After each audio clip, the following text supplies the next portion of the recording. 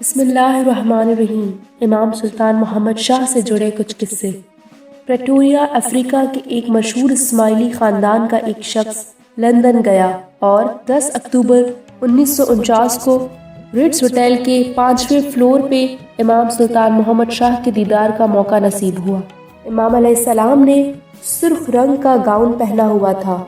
روتے ہوئے اور صلوات پڑھتے ہوئے امام کے کمرے میں داخل ہوا۔ امام علیہ السلام نے اس کے آنسو صاف کیے اور اس کی مہمانی قبول کی۔ امام علیہ السلام نے اس کو ایک خط میں جماعت کے لیے پیغام دیا۔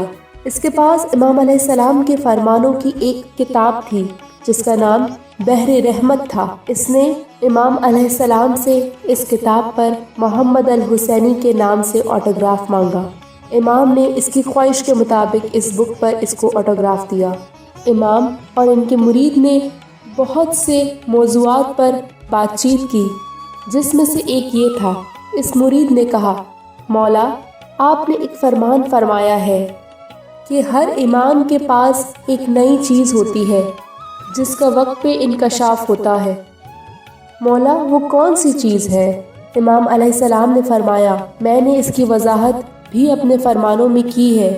آپ میرے تمام فرمان پڑھیں، آپ کو خود بخود سمجھ آ جائے گا۔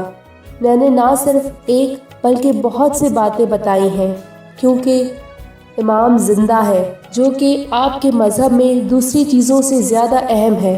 اگر آپ اس کو جان جائیں گے تو آپ میرے فرمانوں کے جز کو سمجھ جائیں گے۔ اس نے کہا، مولا، آپ نے ایک اور فرمان فرمایا ہے کہ ہر انسان کی عقل کی جڑ امام کی عقل ہے، تو انسان غلطیاں کیوں کرتا ہے؟ امام علیہ السلام اس سوال کو سننے کے بعد ہنس پڑے اور فرمایا کہ تمام انسانوں کی عقل کی بنیاد امام کی عقل ہے۔ امام تمام جسمانی مخلوقات کی عقل کی جڑ ہے، اس لیے وہ جانتا ہے کہ کہاں انسان غلطی کرے گا اور اسے خبردار کرتا ہے کہ وہ غلطی نہ کرے۔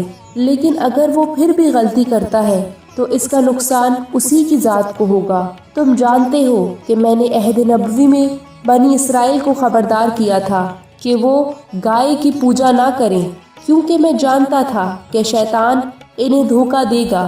سچے مومنین کو معلوم تھا کہ جادوگر سماری نے اس گائے کو سونے سے بنایا تھا، جس نے لوگوں کو سیدھے راستے سے بھٹکا دیا، لیکن میرے سچے مومنین اس کے فریب میں نہ پھنس سکے۔ امام علیہ السلام نے یہ بھی فرمایا کہ میں خود بنی اسرائیل کو منع کرتا رہا کہ ایسا نہ کریں، گائے کی عبادت نہ کریں۔ دیکھو، میں نے اپنے پیروکاروں کو معیشت کے بارے میں آگاہ کر دیا ہے، شراب اور تمباکو سے دور رہنے کا کہا ہے، کیونکہ تمہاری عقل کی جڑ میری عقل ہے، لہٰذا میں مطلع کرتا ہوں کہ یہ کرنا چاہیے اور یہ نہیں کرنا چاہیے۔ قصہ 2۔ ڈاکٹر وزیر پیر محمد ہود بوائے اسماعیلیہ ایسوسی ایشن اور پاکستان کے بانی صدر دل کے علاج کے لیے اپنی اہلیہ کے ہمراہ یورپ گئے۔ 2 جون 1955 کو طبی معائنے کے بعد انہوں نے اپنا پسندیدہ کفلنگ خریدنے کے لیے ایک اسٹور سے دوسرے اسٹور گھومتے رہے، لیکن ناکام رہے۔ امام سلطان محمد شاہ سے ملاقات کے بعد 5 اگست 1955 میں کراچی واپس آنے کا منصوبہ بنایا۔ پرنس علی خان نے انہیں ملنے کا وعدہ کیا تھا۔ وزیر ڈاکٹر ہود بوائے کافی دیر تک انتظار کرتے رہے، لیکن بہت دیر ہو چکی اور پرنس علی خان ابھی تک نہ پہنچے۔ جہاز کے ٹیک آف میں بس چند منٹ ہی باقی تھے۔ اس نے بورڈنگ کارڈ لیا اور لانچ کی طرف چلنے لگا۔